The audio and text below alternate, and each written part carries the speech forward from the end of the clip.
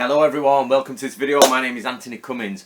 Right, if you don't want to watch my face and you want to just crack on with this, go to the links below, click the link and you will open a PDF on the Japanese invasions of the Philippines by Dr. Stephen Turnbull of Leeds fame, and you can open that and read it and not carry on. However, if you're intoxicated by the sound of my voice, pray continue. Right guys, basically, I've been talking to Dr. Stephen Turnbull, and he's kindly sent me his newest academic article that's just been published recently, and I asked him if it was okay to upload it and do a video, and he's absolutely fine. So this is free to download and use. You know, download it, print it out, have a read. But basically, he's done some research on the proposed Japanese invasions of the Philippines. So when are we talking? We're talking samurai times. We are talking the end of the Sengoku period, end of the 1500s. Japan have just invaded Korea, or we're around that time. And you know, they've been beat back by the Chinese-Korean combination. Imagine that, samurai in Korea and China in the height of their power. Awesome. Just the invasion of Korea is an awesome thing. But for us thinking mentally, of course. But what most people don't know is that around that time and afterwards, and up till about 30 years after the Sengoku period, there were 3 planned invasions of the Philippines.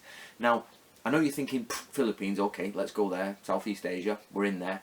But actually, at this time, it was run by the Spanish. So we're talking Western Knights, guys. We are talking Western Knights with Western ways looking after, you know, the Philippines, or, you know, colonial Philippines at the time.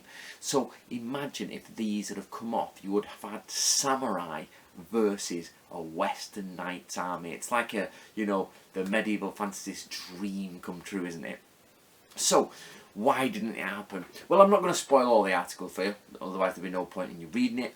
But basically, over 3 different times, the Japanese planned to invade Spain. They even sent spies there, dressed as merchants. They, you know, the Spanish knew this. They knew spies had come. They started reinforcing it. Both sides started getting logistics sorted out for whether they could invade or whether they could withstand a siege, and it all started to kick off. However, for various reasons, it kept collapsing down to the Shambhala Rebellion. I think the Osaka one's in there. There's basically, it keeps almost happening, and you know, an army starts to get their intelligence together to invade, and then something happens and it all goes away. But it was for about a 40-year period, it was on the brink of possibility that the Japanese samurai would be fighting Spanish knights in the Philippines. How awesome would that have been to research? But, you know, basically, go to the link below, download it, keep up to date with Dr. Stephen Turnbull's research, and I will keep up to date as much as I can. And let's not forget that he's writing a new ninja book, hopefully in the new wave of ninjutsu that's been happening over the last few years. We can get it all sorted, and we'll have the, you know, the sledgehammer that is Dr. Stephen Turnbull on board and looking at the ninja and seeing what he comes up with from an academic standpoint. So that's to look forward to in 2017. But go below, click the links, have a look, see what you think about the samurai in the Philippines. And question to you, who would have won? Now, I personally don't like knight versus samurai. I hate that. It's just so pathetic in the sense of a question. But in this situation, with the Philippines as they were at the time, with the Spanish techniques at the time, and the samurai at this time, what do you think could have happened?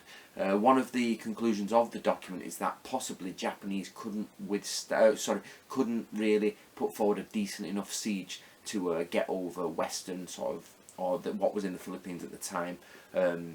Siegecraft, siege warfare, or anti-siege warfare. What do you think? Could the samurai have done it? Could they have taken the Philippines? Could they have beat the Spanish? What do you think, guys? Comments below.